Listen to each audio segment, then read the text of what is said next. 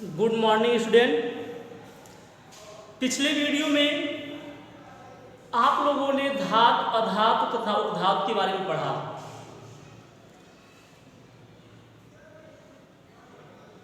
एक एक का उदाहरण भी हमने दिया आपको,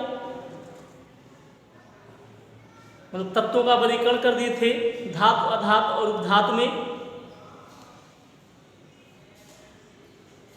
तो आप कम से कम 5 धातु, 5 अधातु और कुछ उपधातुओं के नाम आप कमेंट करके जरूर बताइएगा, अगर आपको क्लियर होगा कि कौन से धातु हैं, कौन से अधातु और कौन से उपधातु हैं।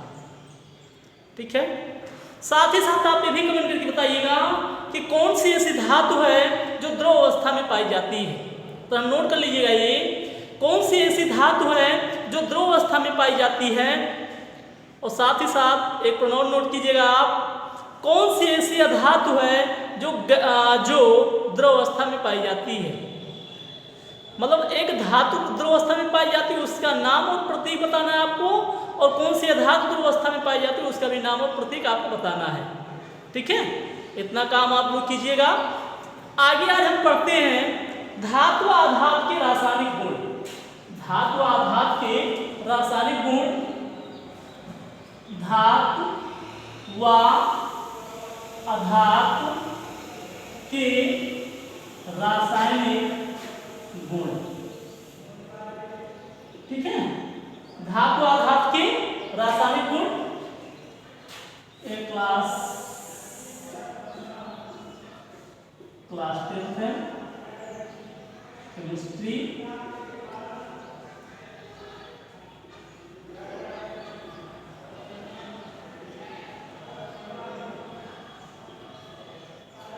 ठीक है, धातु आधातु के रासायनिक गुण, जिसमें हम पहला गुण देखते हैं धनायन व ऋणायन बनाने की प्रक्रिया। पहला पॉइंट, पहला गुण आप नोट कीजिएगा, धनायन व ऋणायन बनाने की प्रवृत्ति। धनायन व ऋणायन बनाने की प्रवृत्ति, इसको नोट कीजिएगा, पहला पॉइंट लिख लीजिएगा। लिखिए, धातुएं धनायन बनाती हैं। धातुएं क्या करती हैं? धनायन बनाती हैं। कुछ उदाहरण जैसे लिख लीजिएगा, जैसे सोडियम है। सोडियम क्या करता है? एक इलेक्ट्रॉन त्याग करता तो क्या बनाता है? सोडियम का धनायन बनाएगा। अर्थात सोडियम धनायन बना रहा, अर्थात धातु है, जो भी इलेक्ट्रॉन त्यागे वो धनायन बनाती, तो सोडियम का एक इलेक्ट्रॉन त्याग करके सोडियम का धनायन बना देगा। अर्थात सोडियम क्या धातु है। मैग्नीशियम की बात कर ले, मैग्नीशियम भी क्या करता है? इलेक्ट्रॉन त्यागता है और क्या बना लेता है? मैग्नीशियम 2+। ठीक है, ये 2 इलेक्ट्रॉन त्यागता है। कितना इलेक्ट्रॉन त्यागता है? 2 इलेक्ट्रॉन त्यागता है, अर्थात ये क्या है? ये धातु है। मतलब जो क्या करते हैं, जो इलेक्ट्रॉन त्यागते हैं धनायन बनाते हैं। जो इलेक्ट्रॉन क्या करते हैं? जो इलेक्ट्रॉन त्यागते हैं वो धनायन बनाते हैं। ठीक है, वो आपको पता होना चाहिए इलेक्ट्रॉन कौन त्यागते हैं। इलेक्ट्रॉन वही त्यागते हैं जिनके बाहर तो उसमें 8 इलेक्ट्रॉन नहीं होते या कम इलेक्ट्रॉन ज्यादा होते हैं। नो परमाणु इलेक्ट्रॉन क्यों त्यागते हैं? अपना अष्टक पूरा करने के लिए। वो अष्टक कैसे पूरा होता है? इलेक्ट्रॉनों को दे करके या ले करके। ठीक है, जैसे सोडियम के बाहर तो उसमें 1 इलेक्ट्रॉन होता है, तो क्या करता है? 1 इलेक्ट्रॉन त्याग देता है और धनायन बना लेता है। कोई भी परमाणु जितना इलेक्ट्रॉन त्यागता है उतना उसमें प्लस या माइनस चार्ज लगा होता है। तो धातुएं क्या करती हैं? धनायन बनाती हैं। ठीक है, पॉइंट नोट कर, मतलब खोले लीजिए, उदाहरण ले लीजिएगा। आगे उसमें लिखिए, जबकि अधातुएं ऋणायन बनाती हैं। जबकि अधातुएं क्या करती हैं? जबकि अधातुएं ऋणायन बनाती हैं। इसको नोट कर लीजिएगा, उदाहरण लिख लीजिएगा। जैसे क्लोरीन है, क्लोरीन क्या करता है? इलेक्ट्रॉन ग्रहण करता है और क्या बना लेता है? Cl- बना लिया। क्या बना लिया? माइनस। 1 इलेक्ट्रॉन ग्रहण किया, माइनस बनाया, अर्थात क्या ये? अधातु है। ठीक, ऑक्सीजन है, ऑक्सीजन 2 इलेक्ट्रॉन ग्रहण करता है और क्या बना लेता है? ऑक्साइड बना लेता है। तो आपको पता होना चाहिए जो इलेक्ट्रॉन अर्थात इलेक्ट्रॉन कौन ग्रहण करता है? अधातु इलेक्ट्रॉन ग्रहण करती हैं, अर्थात अधातु ऋणायन बनाती हैं। ठीक है, तो पहला पॉइंट आपको क्लियर होना चाहिए कि ऐसे तत्व जो धनायन बनाने की क्षमता रखते हैं वो धातु कहलाते हैं। जैसे यहाँ पर हम देख रहे हैं वैसे तत्व जो इलेक्ट्रॉन ग्रहण करने की क्षमता रखते हैं वो क्या बनाते हैं? ऋणायन बनाते हैं। ठीक है, तो नोट कर लीजिएगा इसको, आगे हम देखते हैं।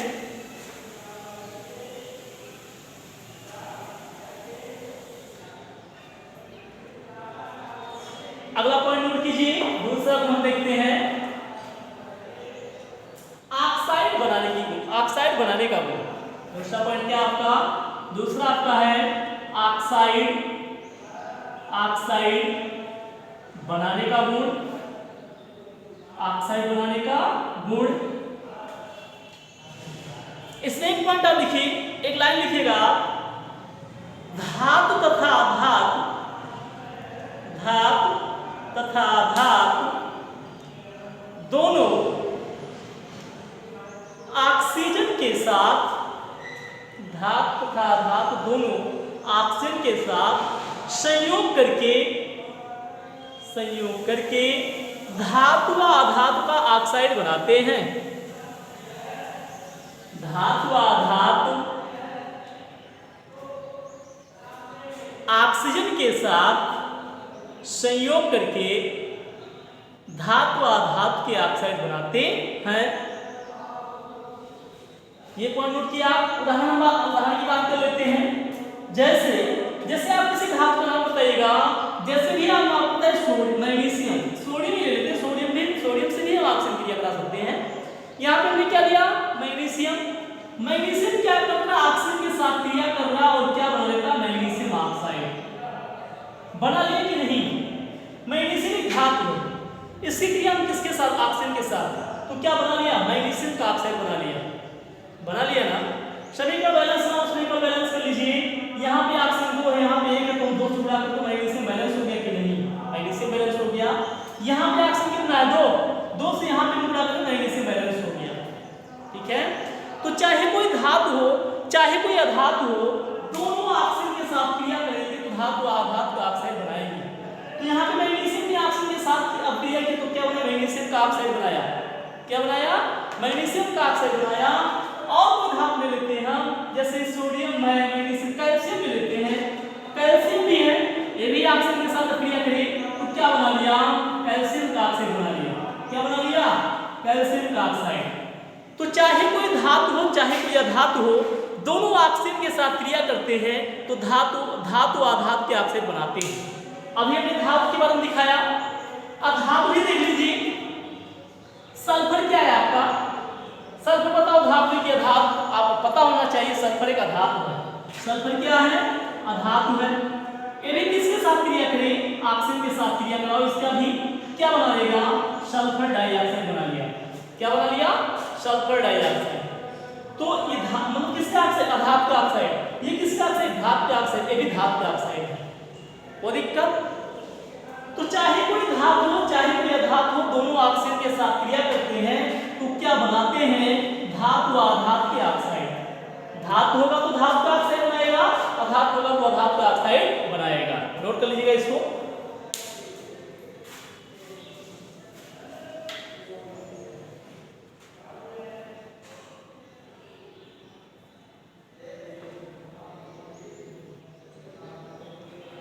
हो गया। आगे से लिखिए, धातुओं के ऑक्साइड क्षारीय होते हैं। धातुओं के ऑक्साइड क्षारीय होते हैं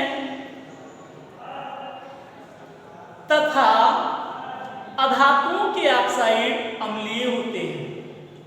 धातुओं के ऑक्साइड कैसे होते हैं? क्षारीय होते हैं। और अधातुओं के ऑक्साइड कैसे होते हैं? अम्लीय होते हैं। अगर कहो तो आपको करके भी दिखा सकते हैं। देखिएगा यहाँ पे मैग्नीशियम ऑक्साइड है, एक धातु का ऑक्साइड है, इसकी क्रिया हम जल के साथ करा दें। किसके साथ करा दें? जल के साथ करा दें तो क्या बना लेगा? ये बना लेता है MgOH का होल ट्वाइस। क्या बना लेगा?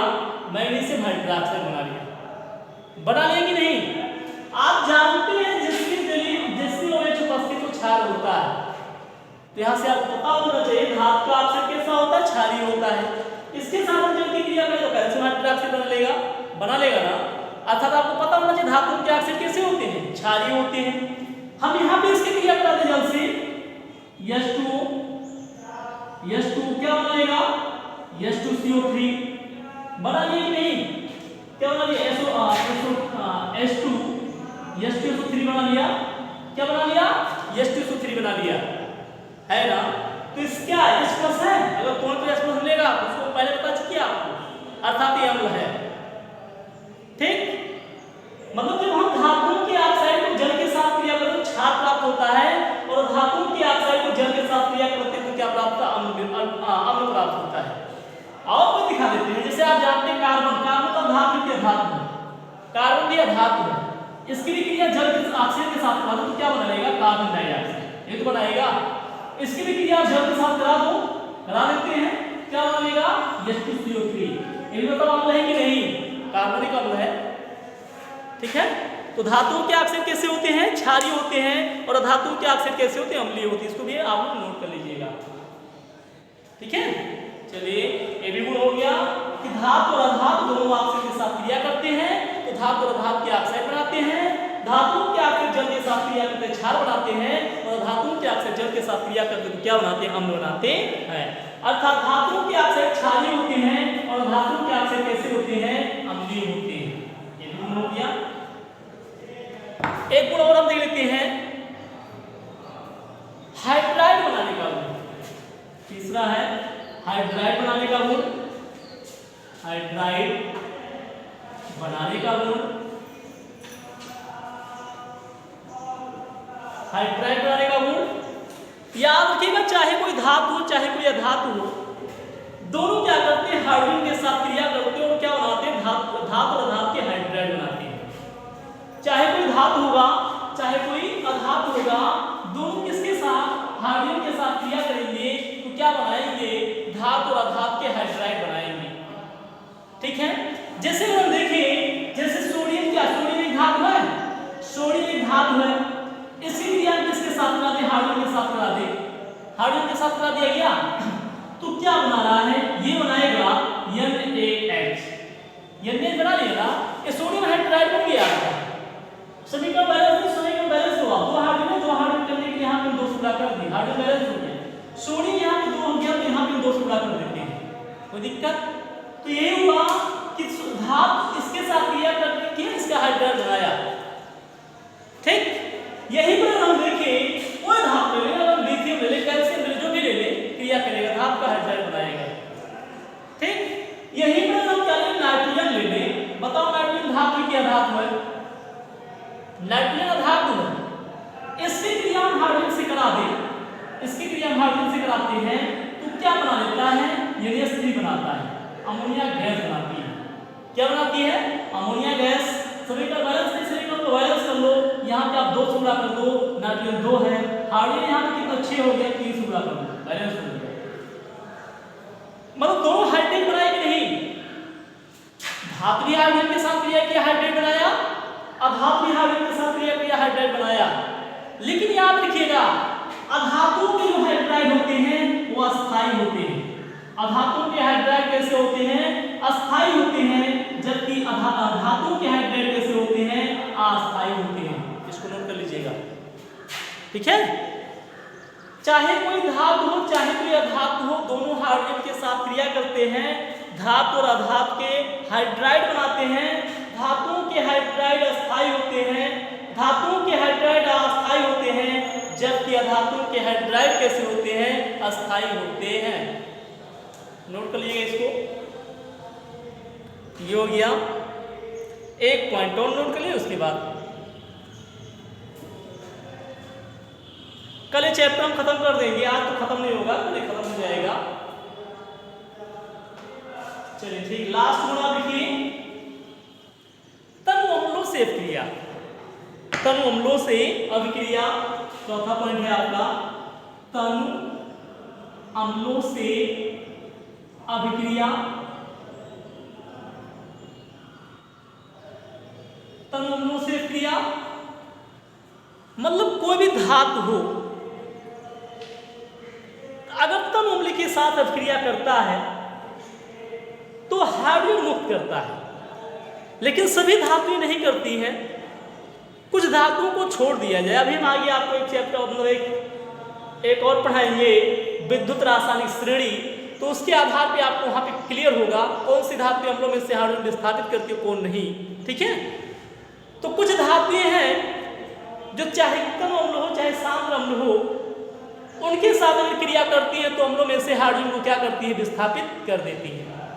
जैसे एक लाइन लीजिएगा तब अम्लों से क्रिया में, ठीक, silver, silver platinum, silver platinum gold, silver platinum gold आदि धातुओं को छोड़कर, सिल्वर प्लेटिनम गोल्ड आदि धातुओं को छोड़कर अधिकांश धातु तनु अम्लों में से हाइड्रोजन गैस मुक्त करती हैं। जैसे कुछ धातु प्लेटिनम है, प्लेटिनम को प्रदत्त करते हैं पीटी से, चांदी है सिल्वर है, सिल्वर को मेजी से प्रदत्त करते हैं, सोना है तो सोना को एयू से प्रदत्त करते हैं। इनको छोड़ करके अधिकांश धातुएं जो भी हैं वो तनु अम्लों में से हाइड्रोजन को क्या करती हैं, मुक्त करती हैं। जैसे कहेंगे जड़ियम ले, जड़ियम एक धातु है, जड़ियम धातु ना, हम यहाँ पे कोई तनु अम्ल लेते हैं, मान लीजिए हम ले लिए H2SO4, तब H2SO4 है, तब सल्फ्यूरिक अम्ल है, जब क्रिया करता तो क्या बनाता है, ZnSO4 प्लस H2। तो यहाँ से हाइड्रोजन को मुक्त कर रहा है कि नहीं, हाइड्रोजन को मुक्त कर रहा है, अर्थात ऐसी क्रिया होती है। ये हम जाने, कोई दूसरी क्रिया अगर हम कराएं, जैसे अगर देखें मैग्नीशियम ले लें, मैग्नीशियम एक धातु है, इसके भी क्रिया हम किसके साथ करा दें, इसकी भी क्रिया हम तब HCl से करा दें, किसके साथ करा दें, तब HCl से करा दें, तब भी हमें क्या प्राप्त होता है, तब भी हमें प्राप्त होगा MgCl2। क्या प्राप्त होगा, MgCl2 प्लस H2। समीकरण बैलेंस नहीं, बैलेंस के लिए हाइड्रोजन दो हाइड्रोजन कर लेते हैं, समीकरण बैलेंस हो गया, हो जाएगा। तो कुछ धातुओं को छोड़ करके अधिकांश धातुएं जो हैं वो अम्लों में से हाइड्रोजन को क्या करती हैं, अम्लों में से हाइड्रोजन को मुक्त करती हैं, जबकि अधातुएं ऐसा नहीं करती हैं, जबकि अधातुएं ऐसा नहीं करती हैं। ठीक है, तो इतना आपको समझ में आया होगा। हमने आप लोगों को धातु और अधातु के रासायनिक गुण के बारे में बताया। ठीक है, और अंतर आप लोग जान चुके, अंतर देखिएगा। ठीक, धातु और अधातु में अंतर जो भी आपको परिभाषा बताया गया, 4-5 अंतर आप देख सकते हो कि धातु विद्युत और उष्मा के सुचालक होते हैं, अधातु विद्युत के कुचालक होते हैं। तो परिभाषा में 4-5 पॉइंटों के आधार पर आप क्या कर सकते हो, धातु अधातु में अंतर लिख सकते हो। और अगर और ज्यादा जानना चाहते हैं तो आपके पास किताब होगी, उस किताब में देख करके और भी नोट कर लीजिएगा। ठीक है, तो कम से कम 4-5 अंतर धातु अधातु के बारे में आप परिभाषा से ही जान चुके हैं। ठीक, तो आज ये चैप्टर खत्म नहीं होगा, कल ये चैप्टर हम खत्म कर देते हैं, ज़्यादा नहीं कर होगा।